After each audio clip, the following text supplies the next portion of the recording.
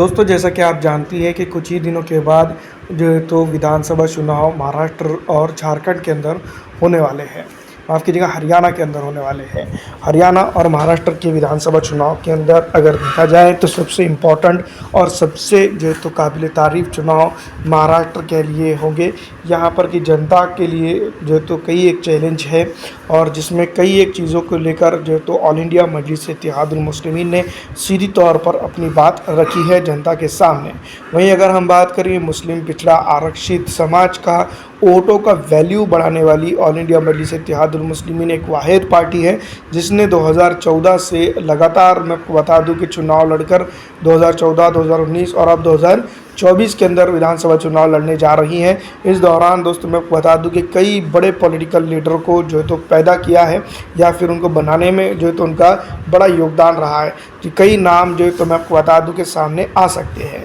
लेकिन अगर हम बात करें कि इस बार के विधानसभा चुनाव के अंदर ख़ास करके जिस पे जो है तो कई एक चीज़ों के ऊपर जो है तो बताया जा रहा है कि सबसे बड़ा दंगल जो है तो वारिस पठान की बैकल्ला की विधानसभा पर और ऑल इंडिया मजलिस-ए-इत्तेहादुल मुस्लिमीन की इम्तियाज़ जलील की सीट औरंगाबाद मध्य के बीच में जो है तो होने वाला है। और साथ ही साथ मालेगांव के अंदर अभी फ़िलहाल ऑल इंडिया मजलिस-ए-इत्तेहादुल मुस्लिमीन डिफेंड करने के लिए जो है तो चुनावी मैदान में उतरेंगे। और दूसरी तरफ धुले के अंदर अगर हम बात करें तो डॉक्टर फारूक शाह साहब जो है तो यहाँ पर ऑल इंडिया मजलिस-ए-इत्तेहादुल मुस्लिमीन के धुरंधर के तौर पर जो है तो बैटिंग करके अपनी सीट को डिफेंड कर पाते हैं या नहीं, ये इंपॉर्टेंट रहेगा। दोस्तों, जैसा कि आप जानती हैं कई एक सीटों के ऊपर अगर देखा जाए तो 14 के अंदर भी सेकंड नंबर पर रही थी ऑल इंडिया मजलिस-ए-इत्तेहादुल मुस्लिमीन और कई एक जगहों पर जो तो नज़दीकी मामले के साथ हार का उसको सामना करना पड़ा था। 19 के अंदर भी कुछ ऐसी ही बातें हम देख सकते हैं। पिछले विधानसभा चुनाव के अंदर अगर हम देखा जाए तो कई एक सीटों को ऊपर अगर बात की जाए तो कांग्रेस के चलते जो तो ऑल इंडिया मजलिस-ए-इत्तेहादुल मुस्लिमीन को हार का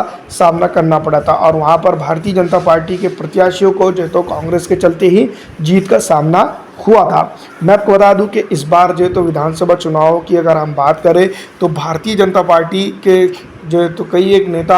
जो तो मैं आपको बता दूं कि शिवसेना और उधर अलग अलग पार्टियों के अंदर घूमते फिरते हुए नज़र आ रहे हैं। वहीं अगर हम बात करें कि इस बार जो तो जो शिवसेना एक वक्त में भारतीय जनता पार्टी की सहयोगी घटक दल के तौर पर थी और हिंदुत्ववादी जो तो उनका एजेंडा था, अब की बार जो तो सॉफ्ट हिंदुत्व के तर्ज पर काम करते हुए नज़र आ रही है और वही कांग्रेस उसको साथ में लेकर चल रही है जो एक वक्त में उसके कट्टर प्रतिद्वंदी के तौर पर जो तो महाराष्ट्र के अंदर मौजूद थी। कई एक पॉलिटिकल पार्टीज और भी हैं, लेकिन दोस्तों मैं बता दूं उनका काबिल ज़िक्र जो तो जो पार्टी है उनके ऊपर हम बात करेंगे। इस बार विधानसभा चुनाव की अगर हम बात करें तो तुलनात्मक स्थिति कांग्रेस के गठबंधन में ज़्यादा बेहतर नज़र आ रही है। कई एक मुद्दे जिसके ऊपर चल रहे हैं, लेकिन ऑल इंडिया मजलिस-ए-इत्तेहादुल मुस्लिमीन भी अपनी बात करने के लिए जनता के अंदर जाएंगी। जनता कितना सहयोग करती है देखना होगा।